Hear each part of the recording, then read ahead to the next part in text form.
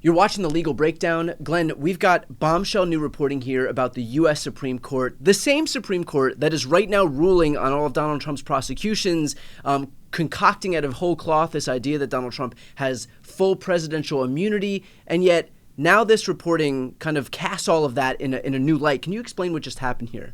You know, Brian, we now know the corrupt lengths that Donald Trump went to try to get the people on the Supreme Court who would do essentially his unconstitutional bidding for him. And the new reporting involves Brett Kavanaugh. Now, Brett Kavanaugh had sexual misconduct allegations leveled against him. And, you know, that information made a minimal appearance during his Senate confirmation hearings after Donald Trump nominated him to be a Supreme Court justice. But we now know, courtesy of Senator Sheldon Whitehouse, whose dogged investigation for the last few years into the Brett Kavanaugh debacle just resulted in a report. And what we learned is that Donald Trump's White House all but killed the FBI investigation into the allegations of Brett Kavanaugh misconduct. So let's unravel this one a little bit. People will probably remember that there was a professor by the name of Christine Blasey Ford who leveled some bombshell allegations about some sexual misconduct by Brett Kavanaugh. And the FBI was involved in, and I'm going to put the air quotes up here, investigating some of these allegations. So what did the FBI do? One of the things they did, Brian, was they put out a citizen tip line to see if members of the public had information about Brett Kavanaugh's possible unsuitability to be a Supreme Court justice, and that tip line generated 4,500 tips, 4,500 citizen tips. What did the FBI do with those tips? You would think they would have followed up, investigated them. No, what the FBI did was they took them and they delivered them right to Donald Trump and his henchmen at the White House. And we now know what Donald Trump and company did was bury those tips. And the reporting is they constrained the FBI's ability to even investigate them. And I have to tell you, this old prosecutor is really offended at the notion that a law enforcement agency would solicit citizen tips. Citizens then, put themselves out there providing information, presumably derogatory information, about somebody who had been nominated to be a Supreme Court justice. Those citizens, Brian, had every right to expect the FBI would follow up on them, would professionally investigate them, maybe even keep the citizens anonymous so nobody would know what information they provided, so they could, retaliate against the people who were trying to knock down, at least inferentially, Brett Kavanaugh. No, all of those tips were delivered to Donald Trump and his henchmen, and they were buried. So, that is like adding insult to injury in the way these tips were treated. And here's the other thing, and I've been screaming this from the rooftops ever since this story broke. What do you think Donald Trump did with those 4,500 tips, all of that derogatory information about Brett Kavanaugh? Do you think he could have used it as leverage in any way, holding it over Brett Kavanaugh's head? I'm not saying he did, but with a guy like Donald Trump, don't you, at least have an inkling that that's what he might do with this kind of compromising information? Glenn, a lot of questions jumping out there, but the first one is, how does Donald Trump fit into the DOJ's prosecutorial chain of custody? Like why is he allowed to fit in anywhere in this process where it should just be prosecutors following up on tips related to an investigation that they're having?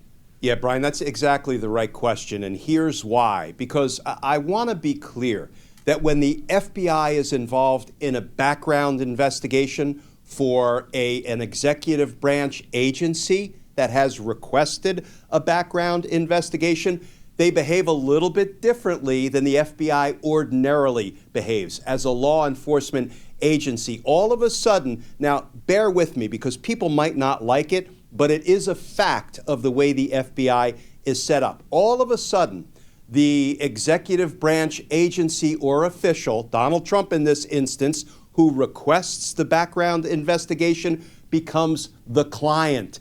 And the FBI services the client and provides this information and evidence to the client. That would be Donald Trump. And people would say, well, that's just the FBI following its rules and procedures. Well, to that I say, if you go through what I think is an unprecedented exercise of soliciting citizen tips about a Supreme Court nominee's suitability or unsuitability to be a justice, you need to behave like a law enforcement agency, not like you're serving a client and just funneling all of this derogatory information into the very hands of the people who want to bury it, make sure it never sees the light of day. Why?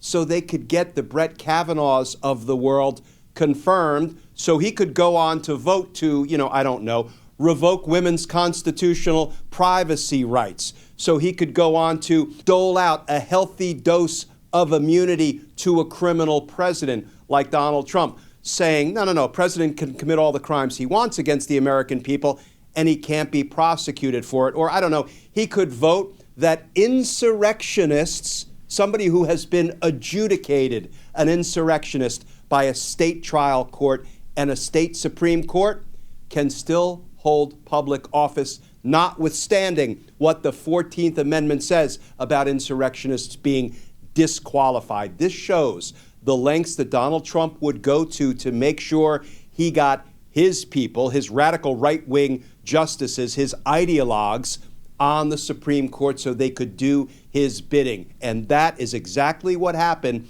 in the Brett Kavanaugh instance. Glenn, is this not just a preview of basically what Donald Trump promised with Project 2025? You brought up when you were testifying in front of Congress just a few weeks ago the implications of Trump moving forward with expanding Schedule F employees to basically encompass the entire federal government. Is this not just a microcosm of exactly that plan?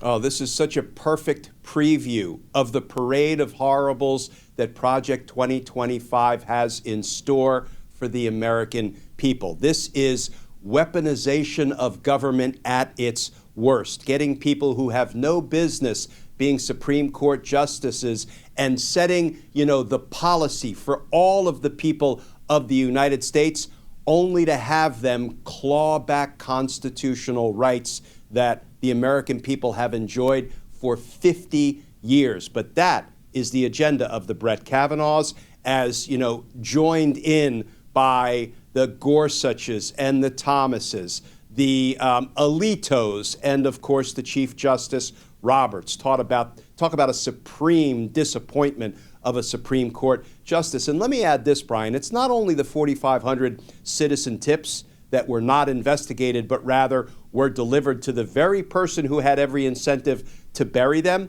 The FBI was constrained in so many other ways because they tried to do a supplemental investigation when some of this derogatory information started pouring in. But guess what? They weren't even permitted to interview Dr. Christine Blasey Ford or Brett Kavanaugh, the two most important people in this allegation. Basically, the White House reportedly clamped down on the FBI and said, no. You will not be interviewing them. You will not be further investigating this allegation. Indeed, the reporting is several other people came forward at that point with derogatory information, and the FBI was not permitted to investigate any of that. And when I say that, Brian, it feels wrong to me because I don't know how a White House can stop the FBI from investigating allegations and reports of possible criminal activity, but because this was a background investigation and not a criminal investigation, somehow that's what the White House managed to pull off. Glenn, what does this portend if Donald Trump wins in terms of the independence of the FBI? And as a follow-up to that, why should that worry us? The FBI will not be independent. It will be an arm of the Oval Office. Basically, the FBI will be converted into Donald Trump's stormtroopers, as will the federal prosecutors at the Department of Justice. Donald Trump will probably, have a nice little board up in the Oval Office about who his enemies are that he wants the DOJ to prosecute. Lack of evidence notwithstanding, has nothing to do with the evidence or the due process rights of the American people. Donald Trump will direct the Department of Justice to bring charges. He will tell the FBI who to investigate, and he will also use the levers of justice, both the FBI and DOJ to reward his criminal associates, perhaps telling them to turn a blind eye to folks who commit crimes, the way he did really when he misused pardons the first go-round. You know, those pardons that he gave out to Roger Stone and Steve Bannon, to Mike Flynn and Paul Manafort and others, you know, those will look like a government official fixing a parking ticket as compared to what Donald Trump will do if he retakes the reins of governmental power, with Project 2025 being the wind at his back. You know, all bets are off for a fair, impartial, and independent Department of Justice. All of which underscores, by the way, the importance of getting out there and voting to make sure that Donald Trump doesn't get near the levers of power again. And just real quick, as something of a public service announcement here, for those who have the ability to vote early, either in person or by mail, make sure you do it as soon as possible. Campaigns know whether or not you voted. They don't know who you voted for, but they know if you voted. And so if you know that you're going to be a guaranteed voter anyway, get out there early and make sure you vote so the campaigns don't have to spend their limited resources trying to get you out to vote, making sure to keep an eye on you, to text you, to call you. Let them free up those limited resources, that money, that personnel, to go reach out to voters who may actually be undecided, who may actually be on the fence about whether even to go and show up to vote at all. So voting early is not only a good way to make sure that you ensure that your vote is counted and don't leave anything up to the uncertainty of the USPS, or just time. We never know what can happen if we wait weeks and weeks and it gets closer to Election Day. But it also is basically a gift to the campaign because it frees up that money, those limited resources that they have, to make sure that they can reach out to voters who might, again, be unsure as to whether they're going to cast a ballot in the first place. So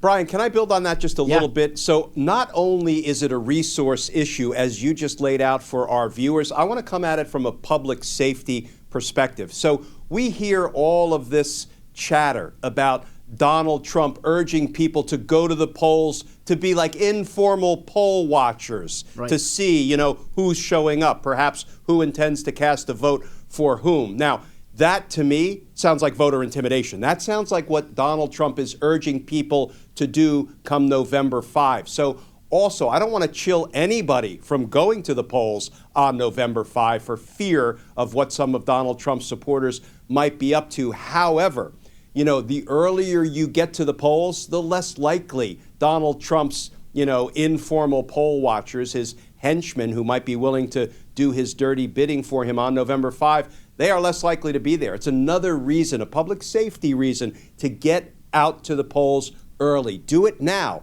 if your jurisdiction permits early voting as of now. Perfectly put. And let us know in the comments if you've been able to get your vote early, whether in person or by mail. We want to know and create that community and let everybody else know that we're doing what needs to be done to help Democrats up and down the ballot make sure that we win heading into November 5th here. So again, for those watching right now, to stay on top of all of the legal news as it continues to break, please make sure to subscribe. The links to both of our channels are right here on the screen, and that's the best way to support our work. I'm Brian Tyler Cohen. And I'm Glenn Kirshner. You're watching The Legal Breakdown.